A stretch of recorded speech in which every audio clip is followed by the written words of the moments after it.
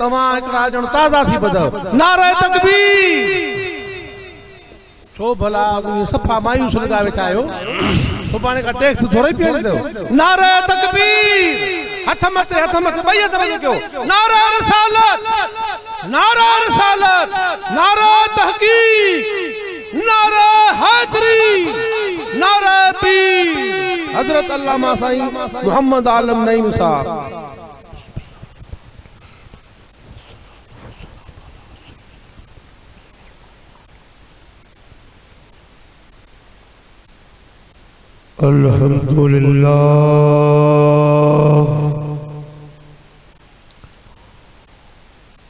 अल्हम्दुलिल्लाह रब्बिल आलमीन वल आकिबतु लिल मुत्तकीन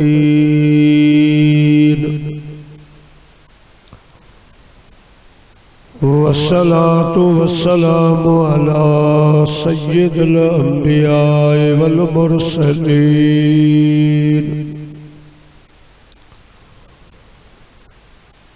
वला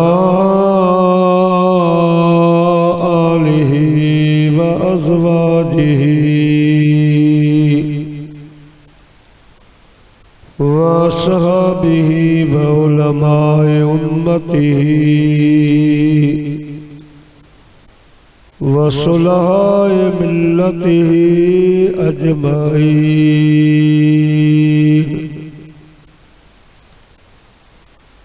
अम्मा बादो फ़क़द क़ाल अल्लाहु तबारक व तआला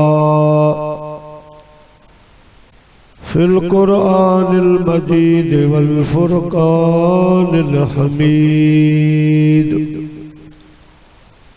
फ़अऊज़ु बिल्लाहि मिनश शैतानिर रजीम बिस्मिल्लाहिर्रहमानिर्रहीम वल्लज़ीन जाऊ मिन बअदिहिम यक़ूलून रब्बना इग़फ़िर लना व लिइख़वानिना अल्लज़ीना सबक़ूना बिल ईमान सदक़ल्लाहुल अलीयुल अज़ीम व बल्लगना रसूलुहुल नबियुल करीम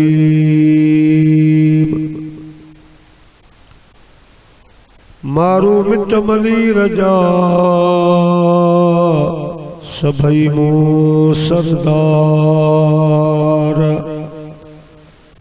हशर वेल हिसाब में जॾे मोहिब थींदा महदार उतलो यन वारा लख हजार पर मारो जन हिकड़ो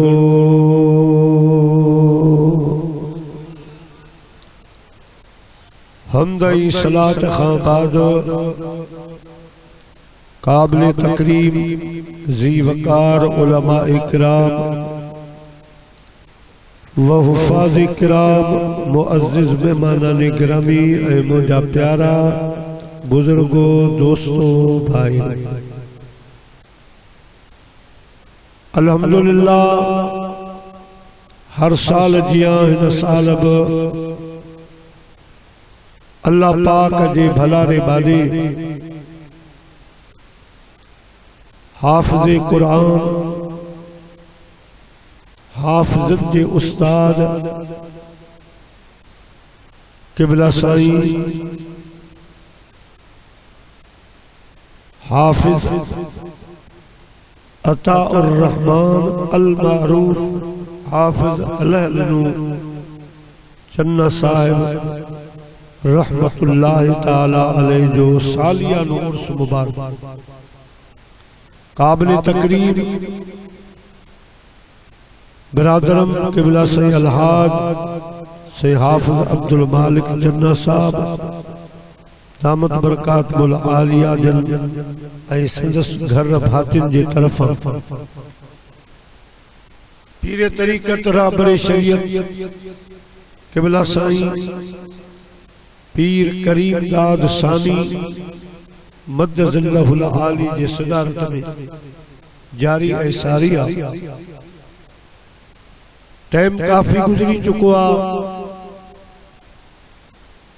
अवां जी ख़िदमत में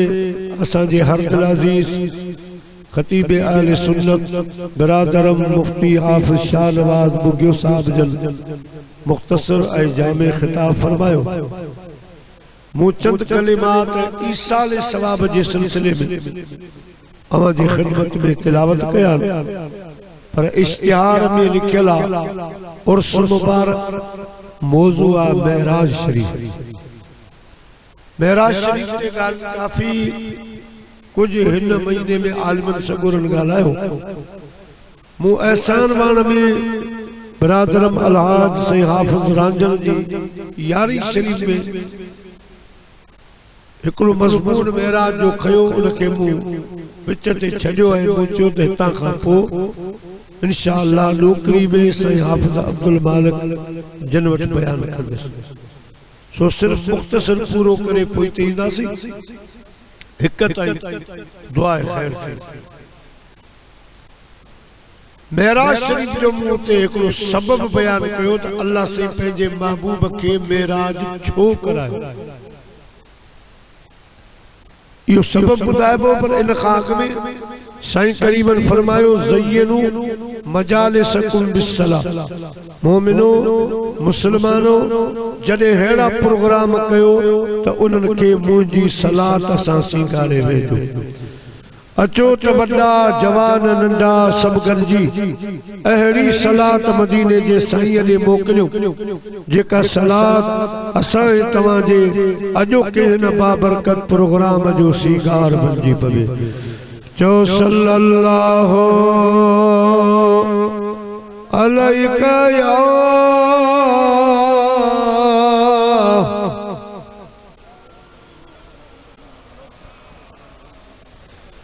वसल्लम अलैका या हबीबल्लाह। चो चो सल्लल्लाहु अलैका या रसूल अल्लाह वसल्लम अलैका या हबीब अल्लाह। प्यारा मुसलमान भाइरो, अल्लाह ताला जी ज़ात बाबरकात पंहिंजे हबीब खे सॼो सारो मोजज़ो बनायो।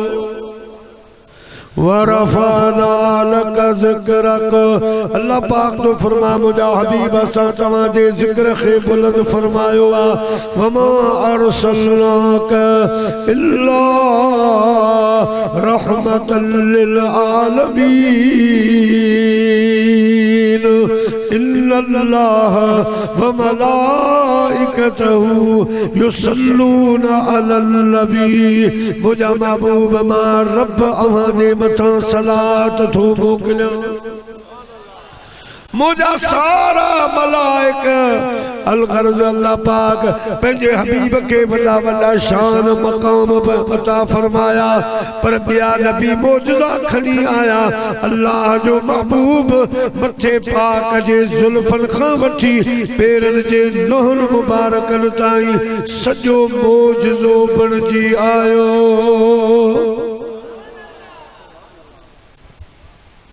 पर पोइ अल्लाह से पंहिंजे हबीब खे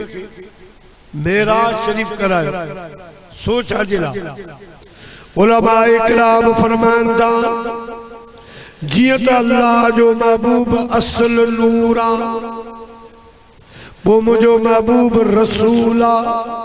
उन खां बाद अल्लाह फरमाए तो कुल इन्नमा अना बशरुम मिसलुकुम। मुझा हबीब अवां ऐलान कयो तमा अवां मिसल इंसान आया, बशर आया। टे सूरतूं थी पयूं। जे अल्लाह जो हबीब नूर आ त मलाइक भी नूर आहिनि। इम्कान पैदा थियो ये मलाइक समझंदा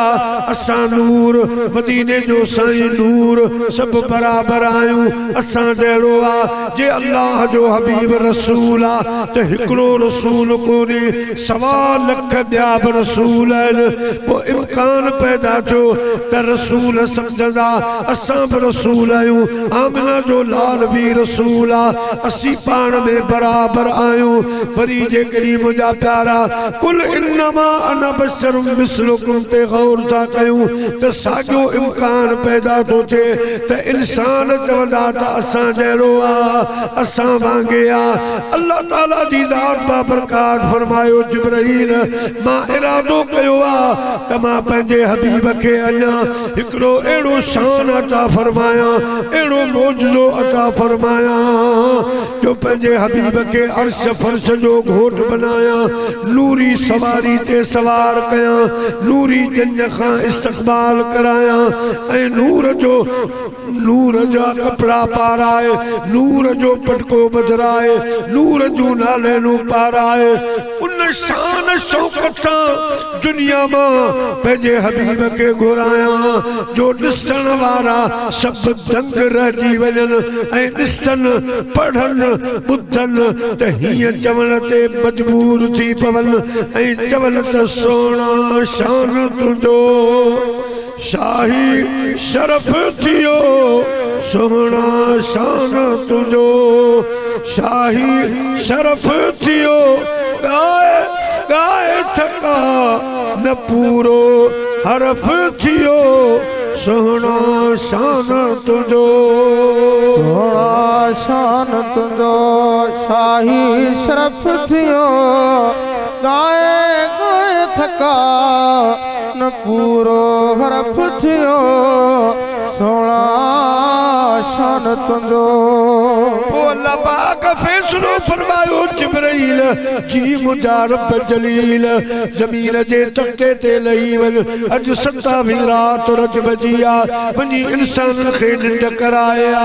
वञ हवा खे मौक़ूफ़ करे आ चंड खे चो पंहिंजी जाइ रहे सिज खे चो पंहिंजी जाइ रहे ऐं पखी पखण सभु सुम्हारे आ समूंड जूं मच्छूं सुम्हारे आ पोइ वञ आलम अरवाह में उतां जेके भी वलियन उन्हनि खे दावत ॾेई आहे चओ त सभु वादी मक्का में गॾु थियनि ऐं जेके बि अंबिया किराम अलैहिमुस्सलाम उन्हनि खे चओ त उहे मस्जिद अक़सा में अची मुंहिंजे महबूब जे इस्तक़बाल जे लाइ बीहनि मलाइकनि खे चओ त अॼु इबादत सां रब ख़ुशि कोन थींदो ज़िक्र अज़कार सां रब राज़ी कोन थींदो अॼु अल्लाह पाक खे राज़ी करणो आहे जितां जितां मुंहिंजो महबूब गुज़रंदो ॿिन्ही पासे सफ़ूं ठाहे मुंहिंजे हबीब जो इस्तक़बाल भी कजो ऐं मुंहिंजे राणे ते सलात भी मोकिलजो जिब्राईल अलैहिस्सलाम इंतज़ामात मुकम्मल कंदो वियो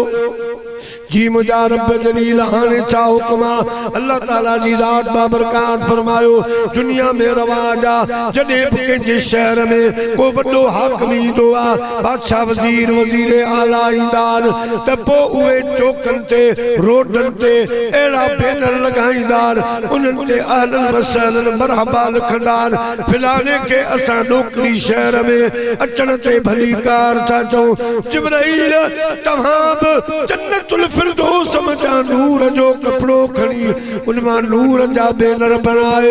उन्हनि ते मुंहिंजे महबूब जे इस्तक़बाल में खुश आमदीद न आलन वसलन मरहबा न बल्कि उन्हनि बैनरनि ते उहे आयतूं लिख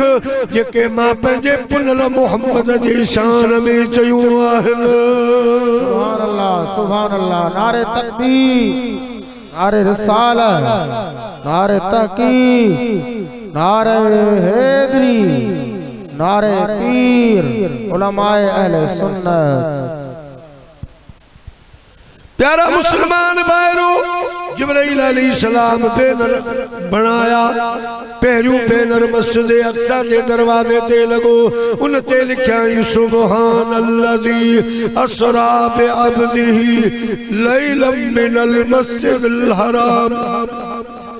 इलल मस्जिदिल अक्सा अल्लज़ी बारकना हौलहू लिनुरियहू मिन आयातिना इन्नहू हुवस्समीउल बसीर। वादिए मक्का में जिते तमाम वली इस्तक़बाल जेला उते भेजण लगो उन जे मथां लिखिया हुई लक़द मन्नल्लाहु अलल मुमिनीना इज़ बअस फ़ीहिम रसूला। जिते नबी सगोरा बीठा उते भेजण लगो उन ते लिखिया यासीन वल क़ुरआनिल हकीम इन्नका लमिनल मुरसलीन।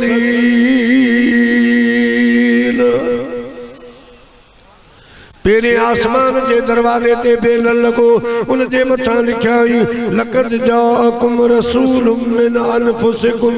अज़ीज़ुन अलैहि मा अनित्तुम हरीसुन अलैकुम बिल मुमिनीन रऊफुर रहीम। बे आसमान के दरवाजे ते बेलन लगो उन जे मथा लिखिया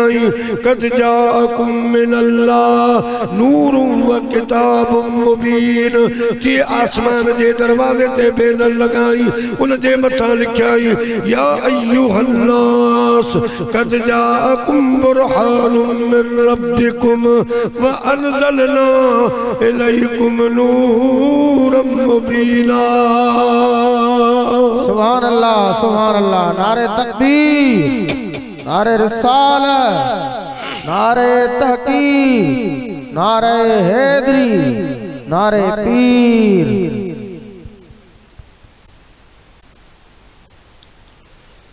पंजे आसमान के दरवाजे ते बेलन लगो उन जे मथा लिखिया वमा अरसलनाका इल्ला रहमतल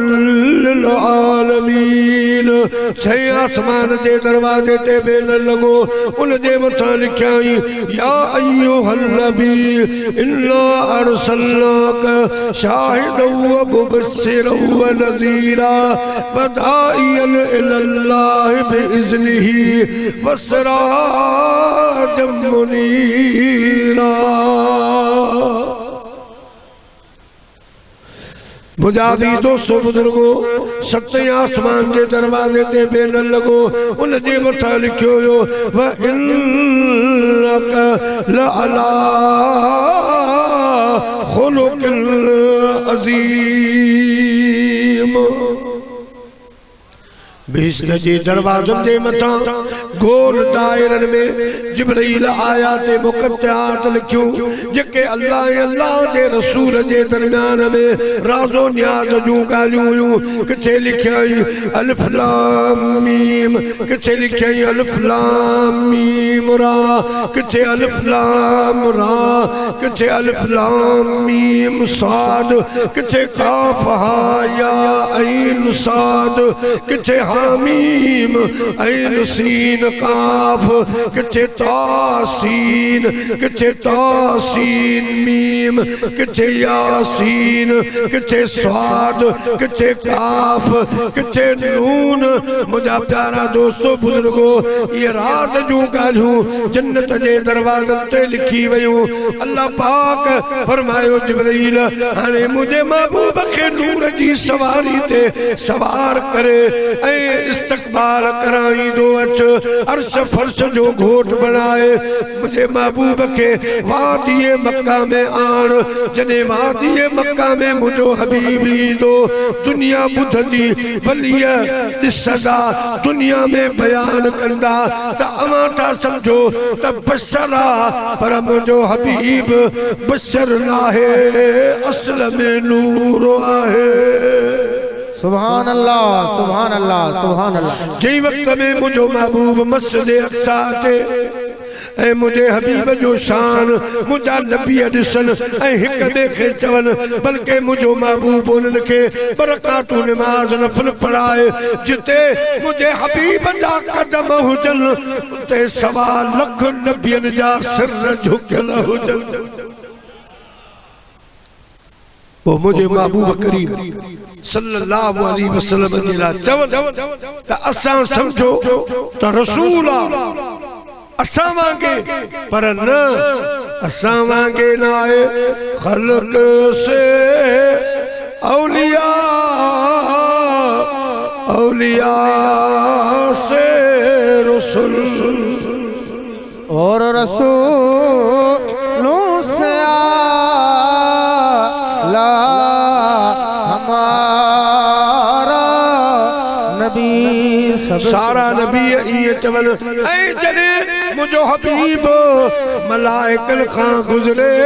त मलाइक मुझे हबीब जो नूर दिसी ऐ ये चवन त असां समझो नूरा असां चेहरो आ पर न चक्रे जहड़ो जवान दिसां को न देह में मोहर मिलनी मुरसली सरस सदस शान फकान का बकौसैन औ अदना मुयस्सर चस मकाम ओ आगे जो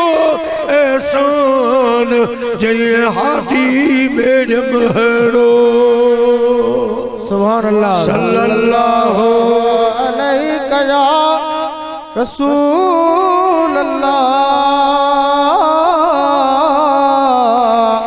वसल्लम अलैका या हबीब अल्लाह चो सल्लल्लाहु अलैका या रसूल अल्लाह वसल्लम अलैका या हबीब अल्लाह अलगर्ज मेराज वारी रात जने अल्लाह के महबूब खे रब मेराज करायो बुधण वारा ॾिसण वारा सुनण वारा सब हीअं चवंदा रहिया तू शाह खूबा तू जान जाना है तेरा उम्मुल किताब तेरा ऐ शाह खूबा तू जान जाना है तेरा उम्मुल किताब तेरा न बन सकी है न बन सकेगी न बन सका है न बन सकेगी मिसाल तेरी जवाब तेरा तू शाह खूबा तू जान जाना है चेहरा उम्मुल किताब तेरा सुभान अल्लाह सुभान अल्लाह सुभान अल्लाह तू सबसे अव्वल तू सबसे आखिर मिला है हुस्ने दवाम तुझको है उम्र लाखों बरस की तेरी है उम्र लाखों बरस की तेरी मगर है ताजा शबाब तेरा ऐ शाह खूबा ऐ जाने जाना है चेहरा उम्मुल किताब तेरा सुभान अल्लाह नारे तकबीर नारे रिसालह नारे तहकीक नारे हैदरी खुदा की गैरत ने डाल रखे हैं तुझ पे 70,000 पर्दे खुदा की गैरत ने कुछ डाल रखे हैं तुझ पर 70,000 पर्दे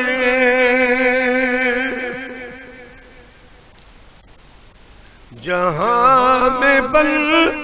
जाते तूर लाखों, जहां में बन जाते तूर लाखों, जो एक भी उठता हिजाब तेरा ऐसा है खूबा तू जाने जाना है तेरा उम्मुल किताब तेरा। साहिब चिश्ती वाह जो शेर फरमाए तो जॾहिं अल्लाह पाक पंहिंजे हबीब खे महराज करायो त जेॾां तेॾां ये आवाज़ हा सुहिणे जी तारीफ़ हुई। मलाइकनि चयो नूर आ पर असां जहिड़ो न आहे, नबियनि चयो रसूल आ पर असां जहिड़ो न आहे। इंसान जेके मोमिन हा ईमान वारा उन्हनि परमला चयो त मिसल बशर ज़रूर आ पर असल बशर न आहे। असां जहिड़ो असां जहिड़ो न आहे। मुंहिंजा दोस्तो अल्लाह पाक पंहिंजे हबीब खे नूर पंहिंजे महबूब खे महराज कराए ॿिन्ही जहाननि बल्कि 18 जहाननि में इहो इज़हार फरमायो मूंखां बाद अगर कंहिंजो शान आहे त उहो मुंहिंजो महबूब ई आहे। सुभान अल्लाह सुभान अल्लाह सुभान अल्लाह। ये मां पंहिंजी ज़ात में सिफ़ात में बेमिसाल आयो इएं मुंहिंजो महबूब भी पंहिंजे हिसाब सां पंहिंजी ज़ात में पंहिंजी सिफ़ात में अकेलो आहे। मुंहिंजे मुस्तफ़ा जहिड़ो को बि कोन्हे, मुंहिंजे हबीब जहिड़ो को बि कोन्हे। वल्लज़ीन जाऊ मिन बअदिहिम यक़ूलून रब्बना इग़फिर लना वलिइख़वानिना अल्लज़ीना सबक़ूना बिल ईमान। अल्लाह से फरमा मुझा महबूब असां के तुझो रुअन तुझा हथ खणन तुझा ओजागा सब याद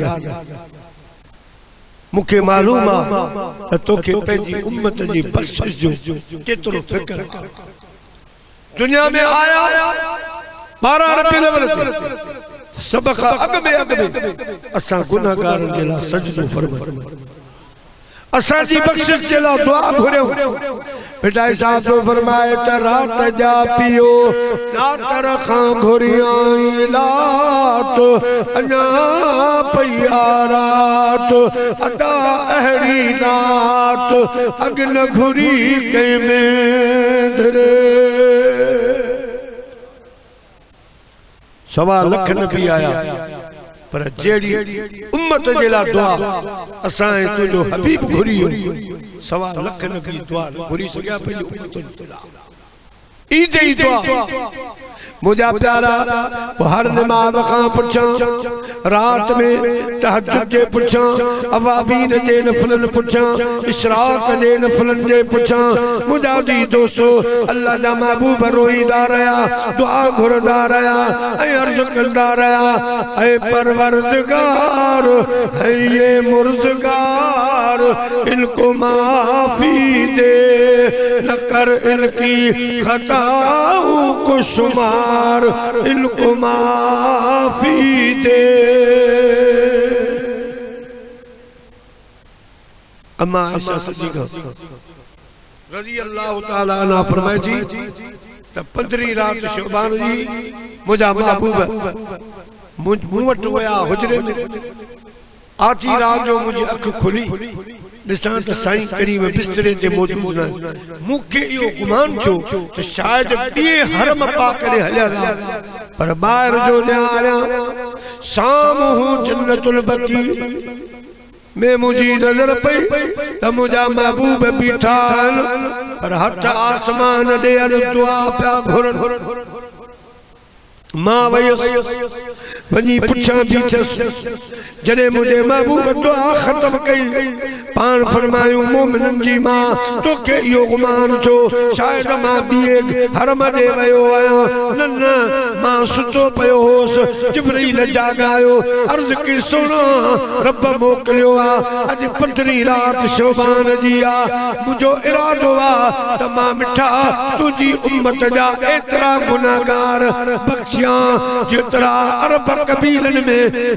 जानवर आन रुडू आन बकरियों आन मां चाया तो इन जे बारन जे हिसाब सा तुजी उम्मत खे बख्श करे छया सो अजो की रात आ तहां भी जागो पेजी उम्मत खे जागायो जेको बरकातु नमाज नफल अजो की रात पढ़दो उनके अगिन उम्मतुल मजा 300 साल जो सवाब मिली पवंदो पो मु सोचो त जेका मुजी उम्मत जीरी आ उहा त जागंदी कुरान पढ़ंदी सजदा कंदी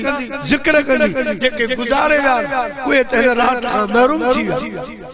उन्हनि खे त रात न मिली ओ मोमिनन जी मां जन्नतुल बकी में आयोस मां हथ खया मुंहिंजा मौला जीरा त हिन रात जूं रहमतूं हासिल कंदा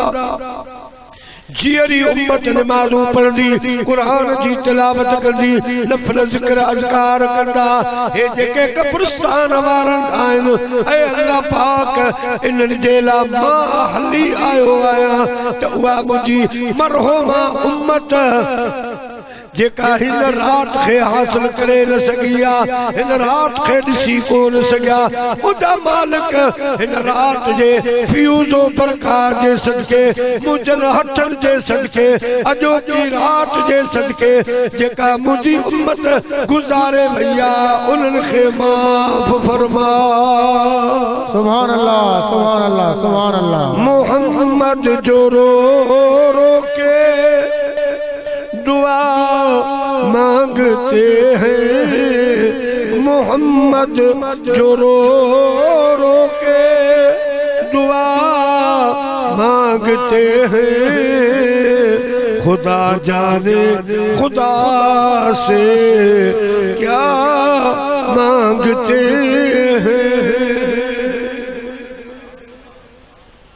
मेरा जवारी रात असांजी बख्शिश जे लाइ अल्लाह जा महबूब सामान कठो कंदे रहिया मेरा रात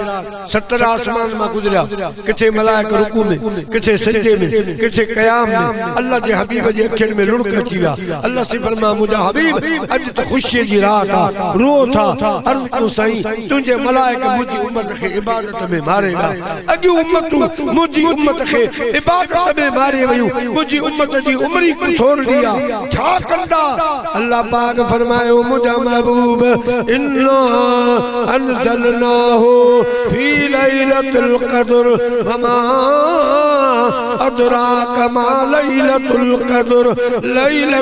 क़द्र खैरुम मिन अल्फ शहर मुंहिंजा हबीब तुझे उम्मत जी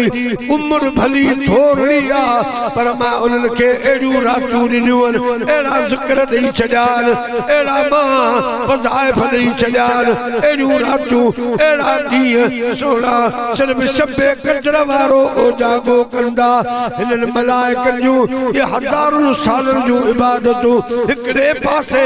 तुंहिंजी उम्मत जो क़द्र वारी रात जो जागो हिकिड़े पासे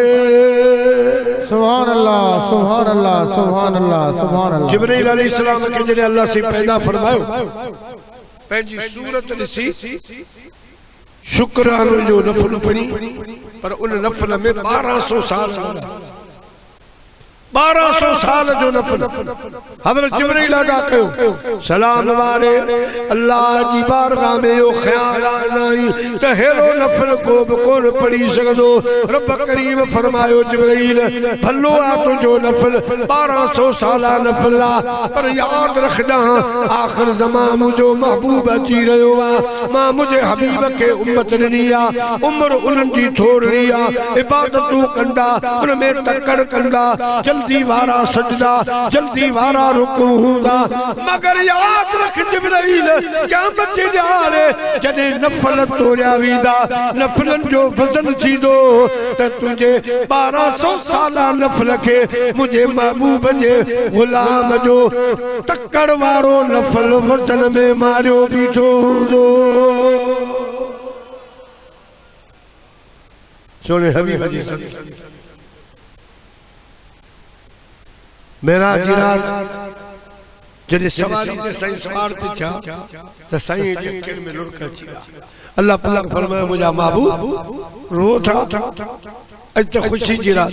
अर्ज़ की मुंहिंजा मालिक मूंखे मुंहिंजी उम्मत यादि आई किया अज मुझे ला सवारी मुझे ला जन्नून मुझी उम्मत का नौकरी में गुजारे वेंदी का आसान वां का बाड मुझा जी दोस्तों बुजुर्गो का बकी शरीफ का लाड़कन का किथे कुल्ले फाटल कफन पातल हुंदन मथा उघाड़ा हुंदा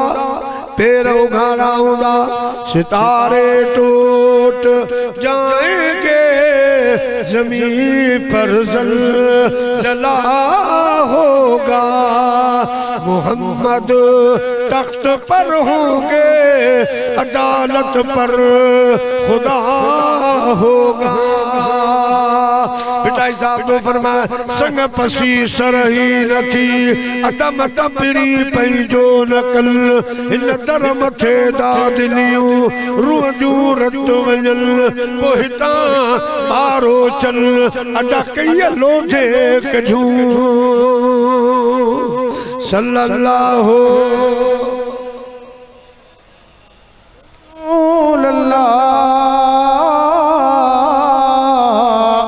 वसल्लम अलैका या हबीब अल्लाह। प्यारा मुसलमान भाईरो अल्लाह ताला जी रात में बरकत फरमायो मुझा महबूब तमा चायो था ते क़यामत जो डी लगदो शाम में नौकरी वारन जे ला मां सवारियूं मोकलिया उन सवारियुनि ते सवार थी अचन जी मुझा पाक रब अल्लाह पाक फरमायो सोना आम माण्हुनि जे ला न मन अहबक व सहबक जेके तुंहिंजा सोबती तुंहिंजा मोहबती तुंहिंजा ग़ुलाम हूंदा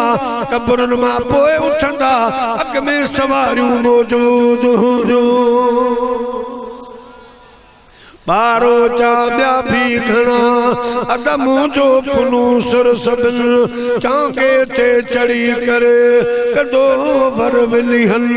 को मथा माज़ूरन अदा हो तु धरी तुम हथड़ा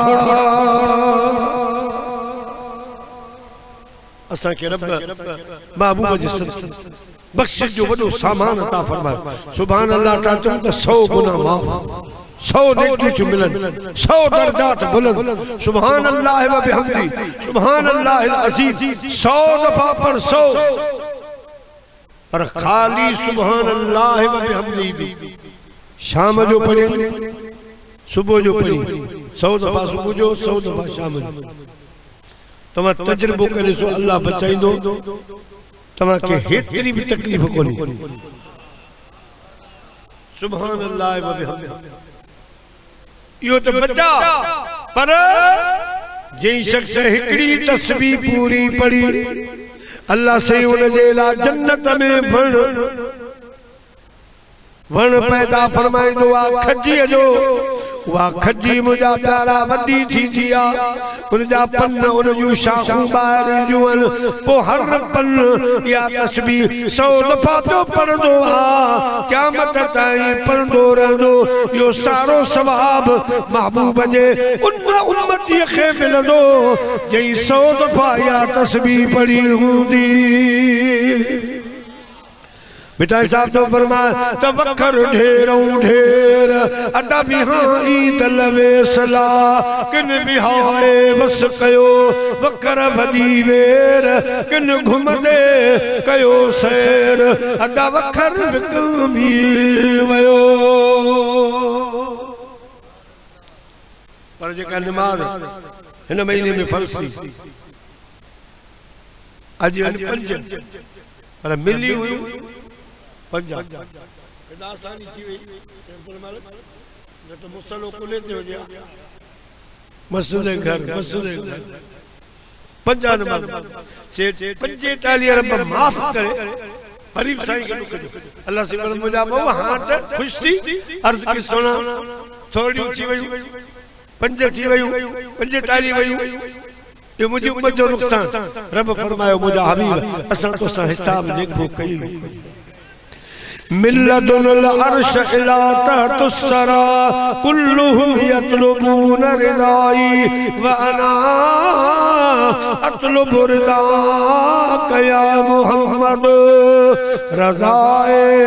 तो आलम खुदा चाहती है और खुदा चाहता है रज़ाए मुहम्मद तमाशा तो देखो कि दोज़ख की आतश लगाए खुदा और बुझाए मुहम्मद तअज्जुब की जा है ये फिरदौस आला बनाए खुदा और बसाए मुहम्मद सल्लल्लाहु अलैहि वसल्लम अल्लाह से मुझा बाबू पंज पढ़िए चल पंज क्या मजे दी पंज देखने पंज जो अंग मौजूद है सिर्फ जीरो हटला यो जीरो लगाए पंजा जो सवाब जन करी महबूब जी सन के केड़ा थोड़ एडू तस्बीह एरा जिक्र हिकड़ो दफो दिल सा कलमो पर 4,500 गुना माफ सवा बन जा कर अल्लाह जे हबीब अर्ज कयो मुझा मौला पो सुस्त जो गुजारे वो पो अल्लाह फरमायो वल्लज़ीन जाऊ मिन बादिहिम यक़ूलून रब्बना इग़फिर लना मुझा महबूब पो तुजी उम्मत जेला दरवाजो बंद कोन थींदो भली ज़ाहिर नमाज़ो कोन था पढ़न भली रोज़ा था रखन कब्रन भेड़ा थी विया पर तके पोयां जीरा हुंदन पुट न्याणियूं भाइर अज़ीज़ दोस्त अहबाब जने उहे हेरा प्रोग्राम कंदा उन जेला खैरातू कंदा उन जेला दुआऊं घुरंदा बख्शजू मुझा हबीब दुआ है जियरा घुरंदा मां उन मरहुमीन मरहुमात खे बख्शे सदीदस ऐ तुजी उम्मत मजा ये मरहुमीन जने क़यामत दे ॾियारे उथंदा अगे गुनाहगार हा पर पोयन जियरन जी दुआन जे सदके बख्शा हूं ऐ इनन जे अग्यां पोयां जबल जे जूडे क्यों पई ये मुके चोदा अल्लाह सही असा से एला नफल पढ़ी बोला न एडू नमाज़ू न एला रोजा हीचा मां चव तो सा हे अवा जी मेहनत काने पोयन के दुआ जो चीरन के जन अवा जे ला कम ठायो अज तो हुई हाफिज़न जे उस्ताद हाफिज़ कुरान मैना तो रखे पंजा बच्चा पढ़ायो उनके हाफिज़ बनायो लाहौर में जिते दाता साईं जो मजार पाक इन्हीं कब्रिस्तान में हिकड़ी कब्र पे तैयार कयूं त पासे वाली कब्र के कोडन लगी हिकड़ी सिर कब्र प्यार करने वारो छो जवे खुदा जो कसम निशान अंदर एकड़ो नूरानी चेहरे वारो जवाना वो कुरान शरीफ के लोरियो वेठो यकदम आवाज अदा क्या मत अची वई था मुझो न साईं मुजी कोडन लगिया तुझे कब्र जो पत्थर हटी वो पान हाफिज़ कुरान चयो ओ कब्र तैयार करण वारा पत्थर लगाए छन मुझे कुरान जी तिलावत में रुख नु न विझ मां हाफिज़ कुरान जना का हटायो या कदे खुदा कुरान रखो वो खबर पई हाफिज़ कुरान हो लाहौर जो 30 साल थी विया जेडी पत्थर हटो उन अग में 30 साल गुजरी विया वफात खे लेकिन इने जीरन वांगर कब्र में भी खुदा के कुरान की तिलावत सही मुलाकात चार रहमतुल्लाह अलैह तो वली की महफिल कुछ वली जिक्र हो से मुलाकात चार रहमतुल्लाह अलैह पांचे इन इलाके जो हाफिज मोहम्मद इब्राहिम मुरीद हो सो आयो साईं चिकवला बटे पैसा जोड़या हाने इजाजत ने हज करे साईं फरमायो हिकड़ो वायदो कर केड़ो साईं फरमायो तो रस्ते में अगर मुझो मेहमान मिले इज्जत कर हज वारे सब अजकल तो जिहाद अजकल तो सब कुछ पर कई वक्त में मानू पंज विंदा हां पैदल विंदा हज ते ही उन दौर जी गाल के पंज विया पर साईं हाफिज दिल मुराद लोड़े वारा रहमतुल्लाह अलैह सेवरी डंडे ते चढ़ी पहुंच करे डंडे ते मतलब डंडो रखो आयो मुदल छुआ पासे में तुम्हारा डंडो पान आया हा पंजे मुरीदन के रवानो करण पेरी जाद में सफीने अरब में मुसाफिर हाजी वेही विया साईं हाफिज दिल मुराद रहमतुल्लाह अलैह के मदीनो याद ओ कल शाम थी कह गाल करे मुझा सूर सुतल जागाए धा हर मैन शरीफ दी गाल करे मुझा जा फट उतला विधा शुदकार पर गाल करे वडो यार मजो मदीने में वडो यार मजो मदीने में जियहू रोए तिय मां रोआ ये अख जन लुड़क वहाए विधा ओ वसन था नूर जा बादल मिसल शब नम मदीने में खुशी में खल्क सारिया न गणती गम मदीने में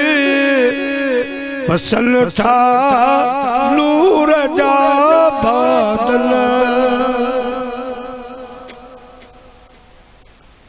साईं फरमायो जिहाद रोकियो मां भल जिहाद वाल जो सही तो वट न कागजी कारवाई न पासपोर्ट न टिकट फरमायो आस्कन के वरी कागज ऐं पासपोर्ट जी केड़ी जरूरत आ ओ डंडो समुंड चला ये बैठो जे घोड़े ते माण्हू वेंदो आ ला इलाहा इल्लल्लाह जो जिक्र कंदो वियो जिहाद असां गड पंहिंजे फकीरन सां गालियूं कंदो वञे सिधो जिद्दा एयरपोर्ट उतां खां हज करे वरी साॻी जान सां उन डंडे ते सवार थिया कराची एयरपोर्ट मुजादी दोस्तों फिदायताब इन जवान जेला फरमाए तो इलाही तो आशिकन जी खलकी अरीजात